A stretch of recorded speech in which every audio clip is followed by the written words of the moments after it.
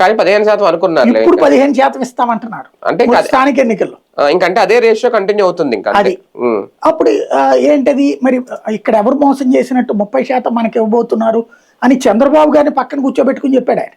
నేను ఆ రోజునే చెప్పా, బాబు గారు నోరు మెదపలేదు, అవును అనలేదు, కాబట్టి ఇది నమ్మదగ్గది కాదు, కార్యకర్తలను సంతృప్తిపరచడానికి పవన్ కళ్యాణ్ అంటున్నాడు అన్నది.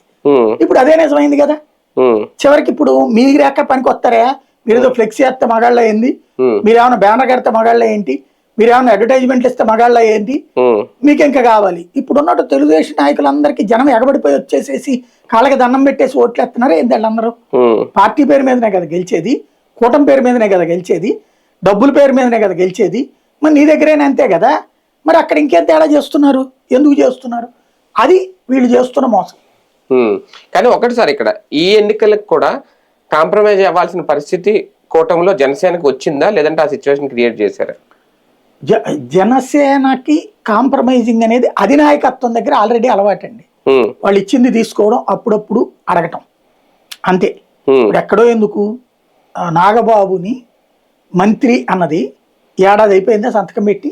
అవును, ఆయనకి మంత్రి పదవి అన్నది రాజ్యసభ సీట్లు అప్పుడు సానా సతీష్ వీళ్ళు తీసుకున్నప్పటిది, అంతే కదా. సానా సతీష్ మొన్న అనుకోండి, అప్పుడు ఏది ఫస్ట్ ట్రిప్ వీళ్ళందరూ తీసుకున్నప్పుడు మోపిదేవి వెంకటరమణది